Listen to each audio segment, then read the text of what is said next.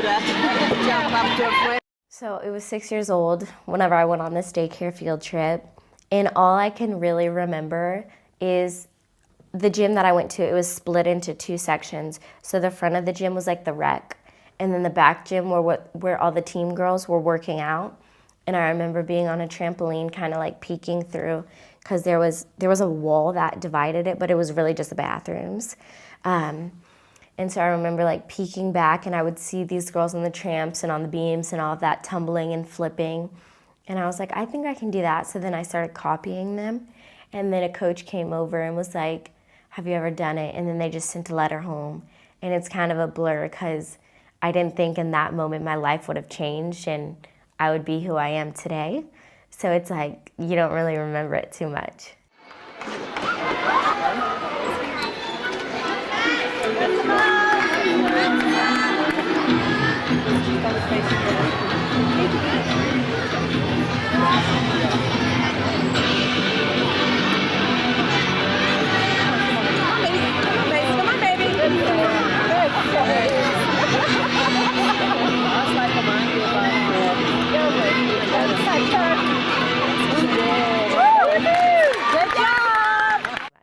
I started setting goals in gymnastics, thinking, what did I want to do with the sport?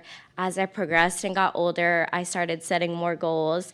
And whenever I was around 14 years old, I made a lot of sacrifices. I decided to give up public school, go to homeschool. I gave up all the school dances. I've never been to a prom, never done a lot of those things that maybe most of your kids are doing or want to do. But I fell in love with the sport, so I guess that's what I got out of it. I got to go to world championships. I got to go to the Olympics. I got to live out a lot of dreams that most kids dream of since they were little kids in Mommy and Me classes, so I'm very grateful for that. But it also made me set goals at a very young age, which I can't be more proud.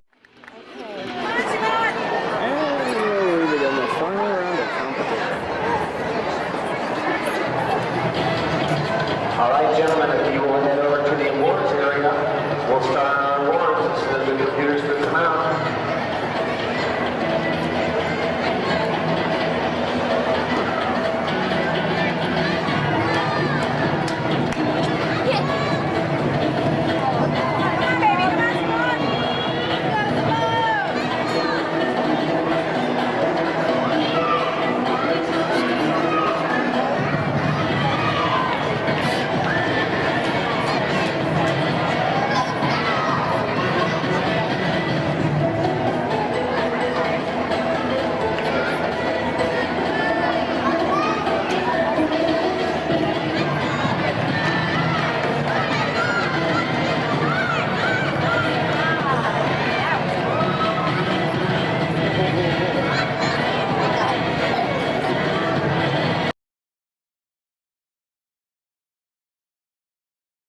So whenever I started really progressing in gymnastics and getting good, she would call me into the office, and at the beginning of every year, we would sit down, I would write down my goals, short-term and long-term, and then it just kind of started being a thing so that you have a visual, so that you're not just chasing after one big thing and you never know if you're gonna get there, because there are always little steps that you have to get before you reach the bigger goal, and sometimes it's easier to see it if you write it down on paper.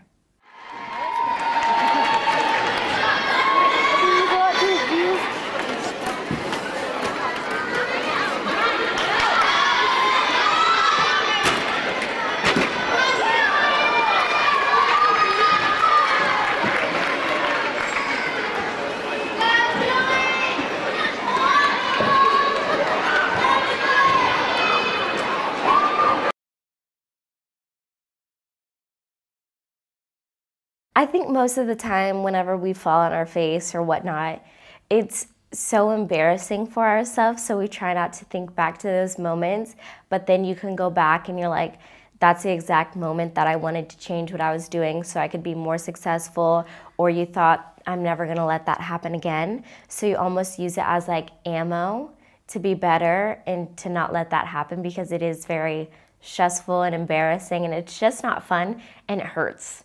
So we try not to do that, but those moments always make us stronger and build us into the person that we want to become. I feel like we have our ups and downs as every athlete does, and every athlete has almost a breaking point where you're just like, is it even worth it?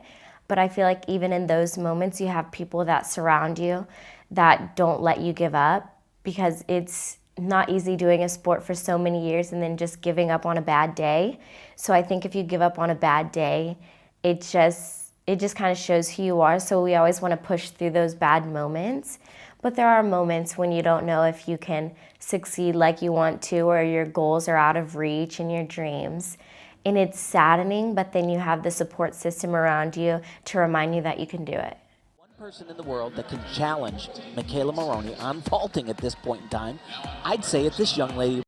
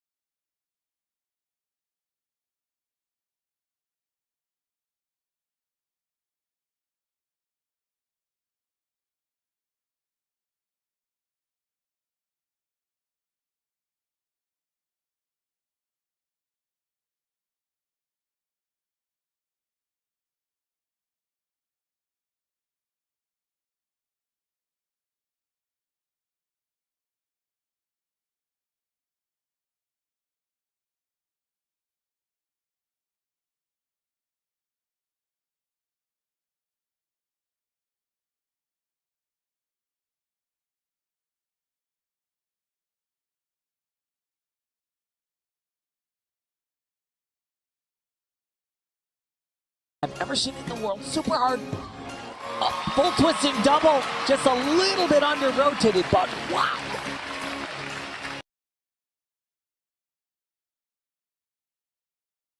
It was at a classics, and I was kind of all over the place. I'd fallen on bars, and then I'd fallen on floor, got pulled from vault. And then one of those years, I also didn't make national teams, so that was a huge letdown for myself. But then I remember I was bawling that night, and then my parents tried to talk to me, and it wasn't working, and I was it was just really hard. And then my brother called me. He's like, you know what? There's always next year. Don't give up. Because I think in that moment, in that time, I didn't really want to go on with it because I had failed. At least I thought I had at that young of an age. She is tremendous here as well. Oh, very nice. I'll tell you, there's nobody else, no other country in the world has gymnasts that do this vault like that. She puts this dismount right here to her feet, and Simone Biles, oh my goodness. Unbelievable. She didn't get her feet on the bar.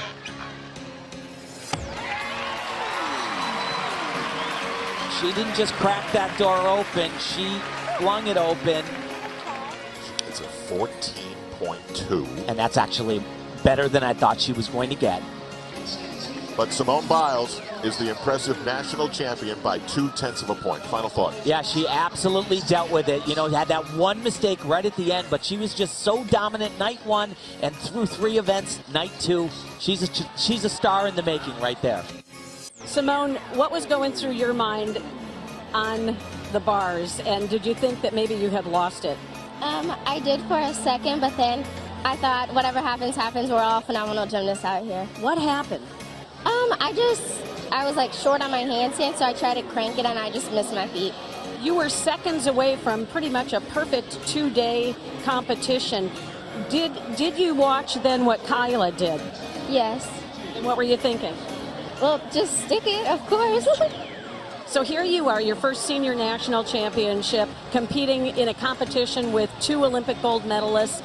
What is this moment like for you to walk away with this national title? It feels really good. I mean, we're all best friends, so I was just happy for everyone.